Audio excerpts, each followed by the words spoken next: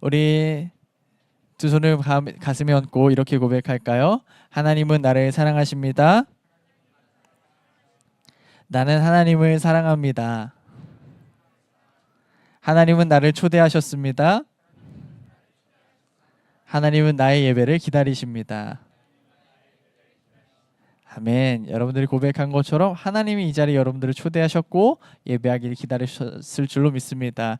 그 하나님을 만나는 예배 시간 되기를 주님의 이름으로 축복합니다. 이 시간 또 수련해야? 라는 제목으로 하나님의 말씀을 나누길 원합니다.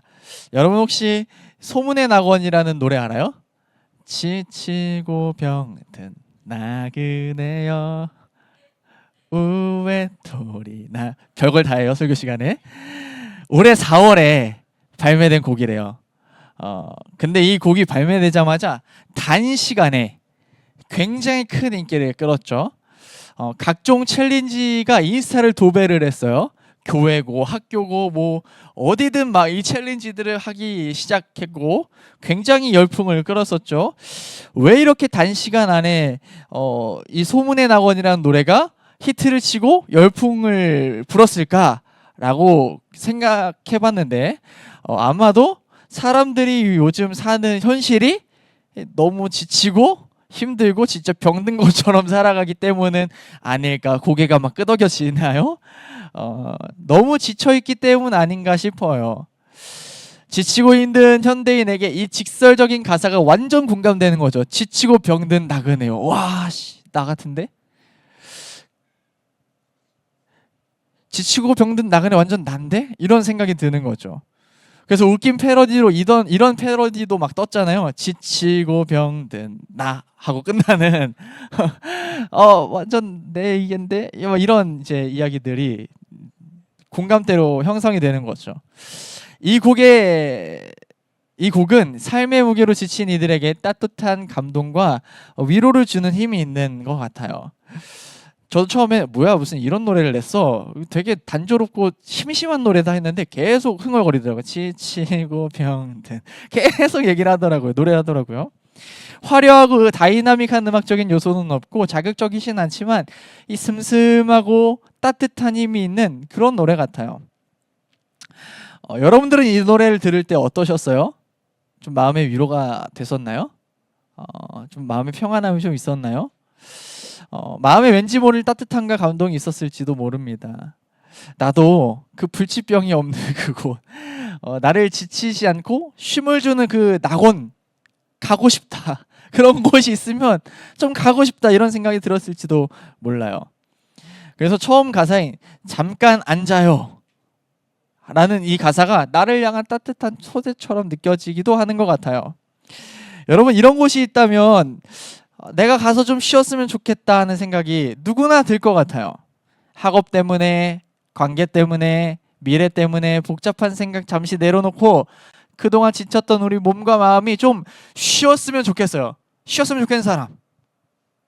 네, 쉬기 원하는 사람들이 많죠? 네, 저도 쉬고 싶어요. 그런데 우리들의 이 지친 몸과 마음을 쉬게 해주는 이 소문에만 있을 것 같은 이 낙원이 실제로 존재한다면, 이런 위로가 실제라면 너무 좋겠죠. 이런 위로 받고 싶죠. 지치고 병든 여러분들의 몸이 쉬었으면 좋겠죠. 그런 우리를 향해 소문의 낙원 노래처럼 우리를 쉼의 자리로 초대하는 실제적인 목소리가 있더라는 거예요. 바로 우리 예수님의 말씀이에요. 오늘 성경의 말씀을 다시 한번 읽어볼게요. 28절의 말씀 다 같이 한번 읽어볼까요? 시작. 지고 지친 사람은 모두 나에게 오너라. 내가 너희를 쉬게 할 것이다. 아멘. 예수님이 말씀에 뭐라고 하세요? 무거운 짐을 지고 지친 사람들 있니? 모두 다 나에게로 오렴. 내가 너희에게 쉼을 줄게 말씀하세요. 마치 이렇게 말씀하시는 것 같아요. 얘들아 잠깐 일로 와봐. 그리고 내 옆에 좀 앉아볼래? 지친 너희들에게 내가 쉼을 좀 주고 싶어. 많이 힘들지? 공부하랴, 또 먼 미래에 있는 것 같은 연애 생각하랴, 관계 때문에 어려워하랴, 미래 때문에 불안해하랴 힘들지? 잠깐 일로 와봐. 잠깐. 내가 너희들에게 쉼을 주고 싶어. 이렇게 말씀하시는 것 같아요.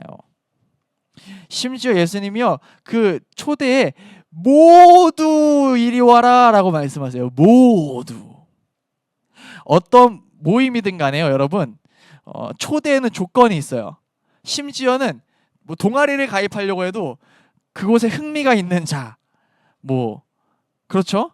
남성만 가입 가능, 뭐 이런 게 있어요.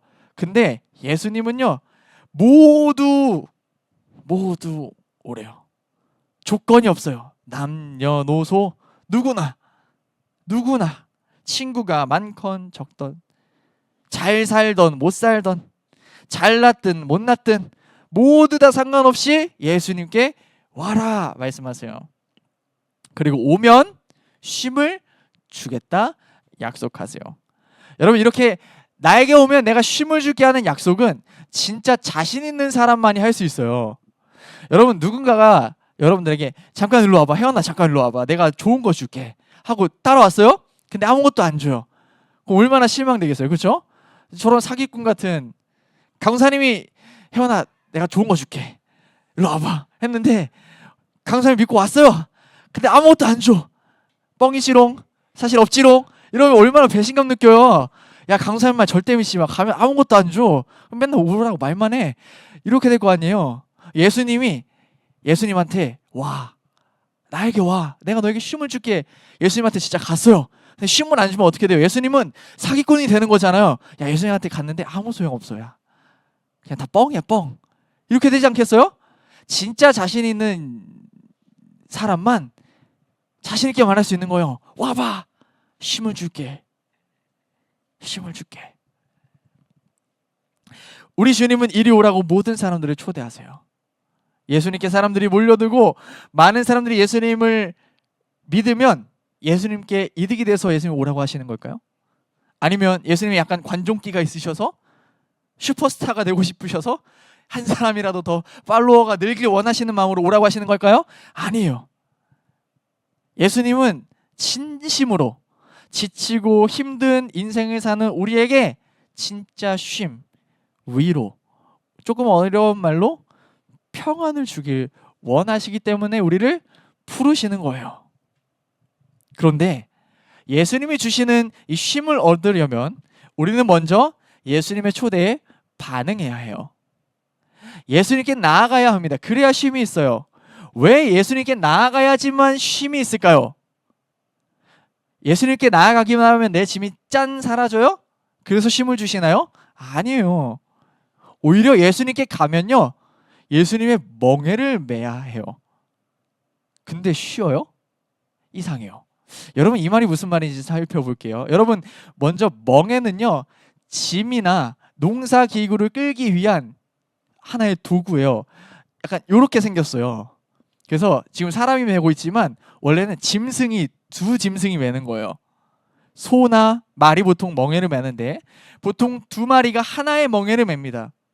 예수님이 나의 멍에를 매라고 말씀하시는 것은 인생의 멍에, 수고와 고통의 멍에, 그거 너 혼자 지지 말고 나랑 더블로 같이 지자, 이렇게 말씀하시는 것과 같아요. 아니, 내가 져줄게, 이렇게 말씀하시는 것 같아요. 여러분, 예수님이 나와 함께 멍에를 지면 든든하지 않을까요? 예수님이 나보다 훨씬 힘세지 않아요. 훨씬 지혜로우시잖아요. 훨씬 능력이 많으시잖아요. 그 예수님이 내 멍에를 같이 져주면 예수님이 내 멍에 하드캐리 하시는 거잖아요. 그럼 마음이 좀 편안하지 않겠어요? 여러분, 마치 이런 모습은 멍에를 마는데 어미소와 아기소가 같이 멍에를 지는 것과 같아요. 체급 차이가 나겠죠? 그럼 같이 멍에를 지긴 하지만 모든 힘은 어디에 쏠려요? 엄마 소에게 쏠리겠죠. 그럼 같이 멍에를 지고 있는 아기 소는 같이 멍에를 지지만 그 짐이 무거울까요? 가벼울까요? 가볍겠죠.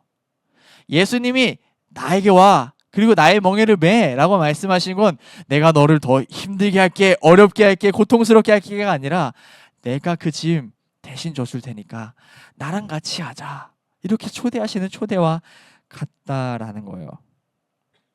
사랑하는 여러분, 여러분들의 인생의 멍에를 매주시는 분이 예수님이세요. 그래서 예수님이 함께 지는 그 멍에는 우리가 혼자 지는 것보다 훨씬 더 가벼울 수 있어요. 왜요? 예수님이 3대 500을 지셔서?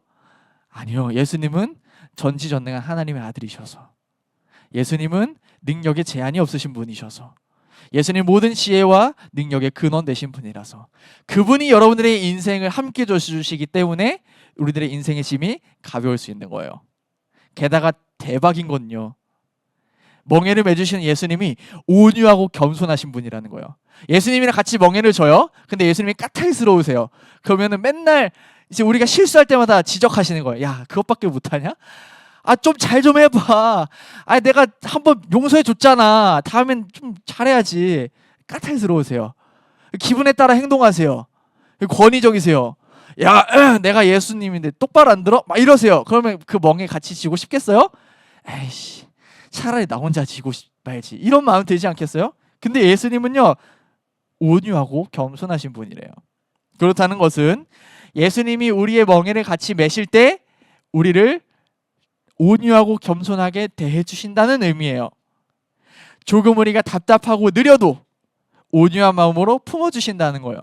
우리가 약하고 못난 모습에도 포기하지 않고 질책하지 않으신다는 거예요. 실망하지 않고 기다려주신다는 거예요. 강압적으로 강요하지 않고 힘으로 찍어 누르지도 않으세요. 겸손한 마음으로 우리를 기다리시고 설득하시고 함께 하세요. 누가? 무려 예수님이, 하나님의 아들이, 전지전능한 하나님의 아들이 그렇게 우리와 함께 하신대요. 예수님은요, 예수님께 온 사람들의 모든 인생의 짐을 없는 것으로 만들어주겠다고 하진 않으세요. 현실을 살아가는 우리들의 인생의 짐이 그저 가벼울 순 없어요. 수고와 애씀이 전혀 없을 순 없어요. 공부 때문에 스트레스 가득 찬 학창 시절을 지나야 해요.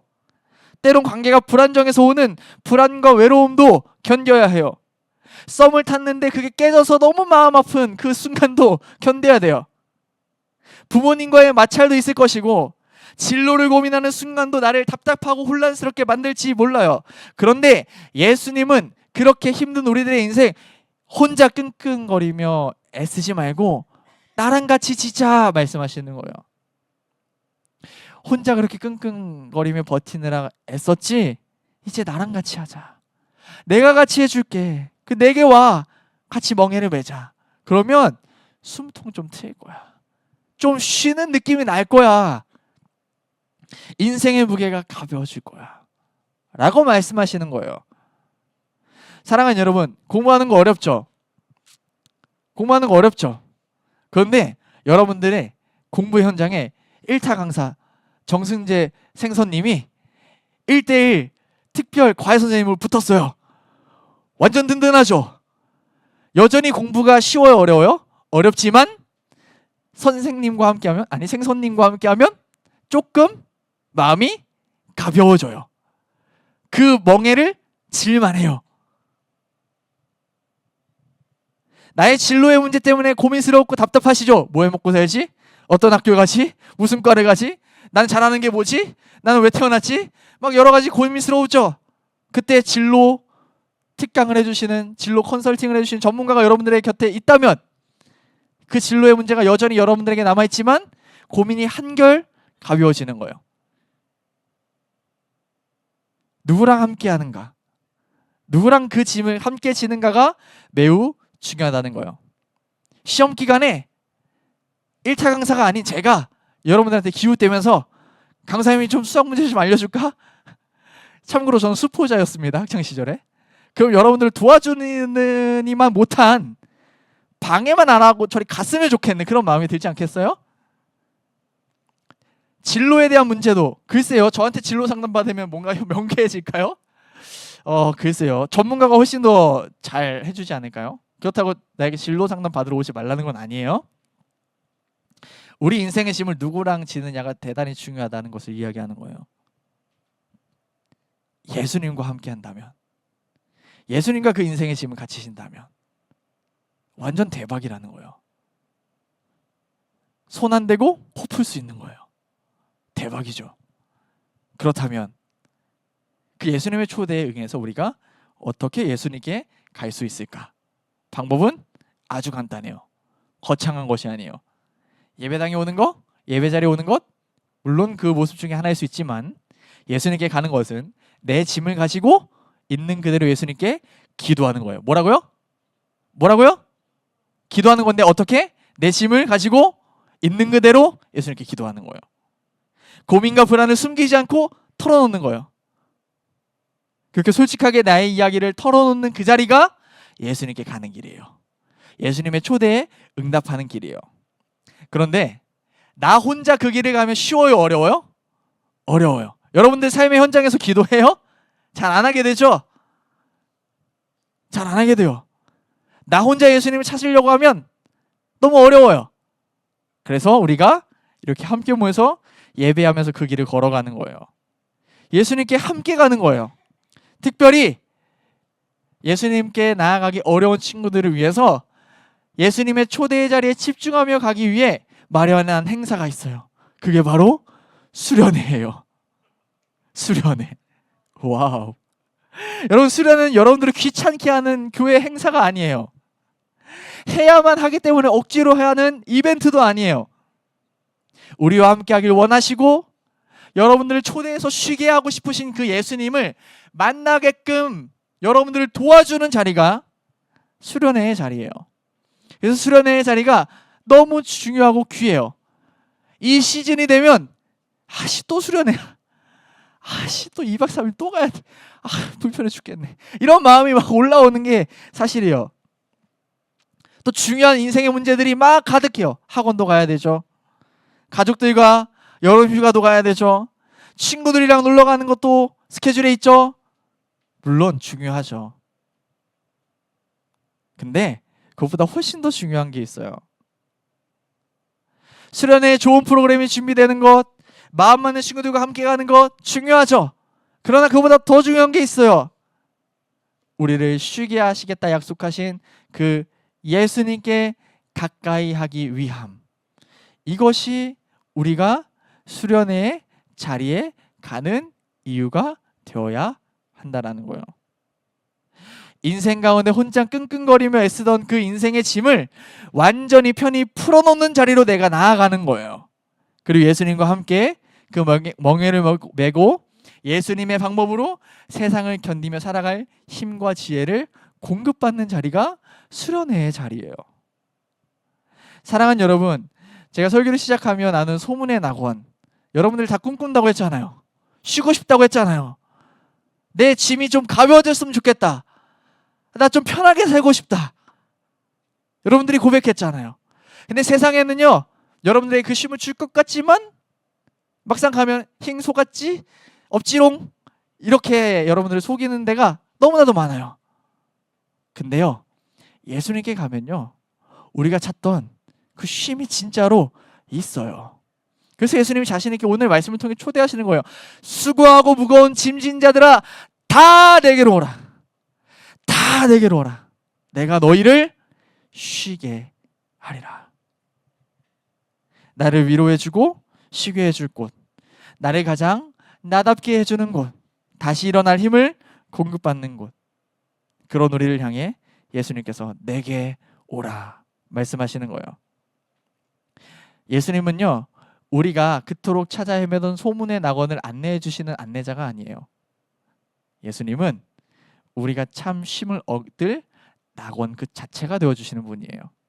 우리에게 쉼이 되어주시는 분이에요. 사랑하는 고등부 친구들, 예수님은 오늘도 여러분들에게 말씀하세요. 수고하고 지친 서준아, 수고하고 지친 태연아, 수고하고 지친 예서야, 내게로 와라. 내게로 와라. 내가 너희에게 쉼을 줄게.